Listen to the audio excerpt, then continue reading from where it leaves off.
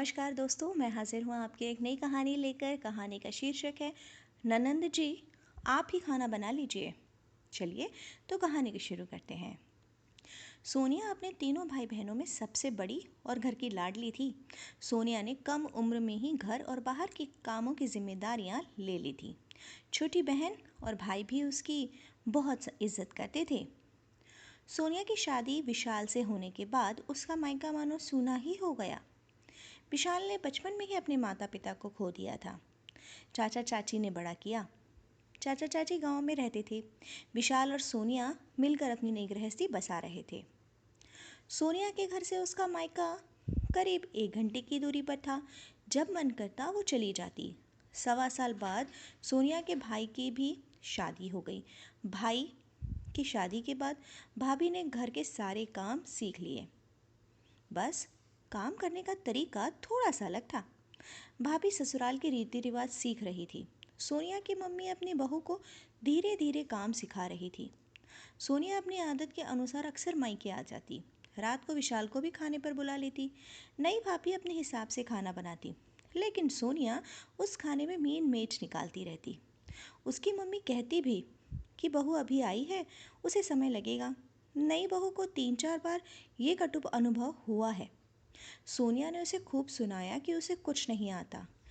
ये भी कहा, ऐसा खाना विशाल कभी न खाए, न जाने मेरा भाई कैसे खाता है। ये ताने सुनकर नई बहू ने सोचा कि दीदी खुद अकेले रहती है, न सास है न ससुर, हफ्ते में 1 बार तो मायके आ जाती हैं। मम्मी जी भी कितना नाश्ता पकवान अचार उनको देती रहती हैं। मेरे कामकाज करने का तरीका अलग है तो मम्मी जी मुझे बोलती हैं, लेकिन सोनिया दीदी विशाल जीजा जी के सामने मेरी बेइज्जती करती हैं। इस बार दीदी को साफ साफ बोल ही दूंगी। शनिवार को सोनिया फिर आ गई। बहू रसोई में काम कर रही थी। बाकी सभी बातों में लगे हुए थे।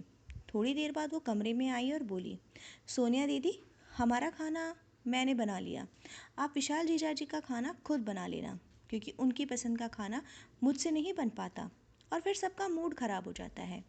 घर के दामाद हैं वो, इसलिए आप ही उनके लिए अच्छे से खाना बना लीजिए। मैं कुछ सामान लेकर आती हूँ। ऐसा कहकर वो चली गई। सोनिया हक्की बक्की रह गई। तभी उसकी माँ ने कहा, देख सोनिया, तू गुस्सा मत कर, लेकिन बहू को शायद बुरा लगा होगा और तेरे भाई को भी अच्छा नहीं लगता जब तू दामाद जी के सामने इससे बुरा भला कहती है। आगे से ध्यान रखना। सोनिया के पैरों तले ज़मीन निकल गई। आज तक जिस घर में उसका इतना रुतबा था, आज उसे खरी खरी सुना दी गई। उस समय तो वो गुस्से में चली गई और 3-4 महीनों तक बात नहीं की। लेकिन मायका तो मायका होता है। यदि बेटियाँ मायके से रिश्ता तोड़ लेंगी तो दिल की बात किससे करेंगी। फिर खुद को ही उसने बदला और भाभी के कामों में कमियां न निकालते हुए उसने इस बात की तसल्ली कर ली कि भाभी घर के सभी सदस्यों का ध्यान रखती है, सब उससे खुश भी हैं और फिर छोटी मोटी अनबन को तूल नहीं देने में ही समझदारी है। तभी तो रिश्ते बने रहते हैं। कैसी लगी आपको ये छोटी सी कहानी? ज़रूर अपनी राय मुझे बताइएगा। चलिए तो मिलती हूँ नई कहानी के साथ। तब तक खुश रहिए, एंजॉय कीजिए, बाय बाय।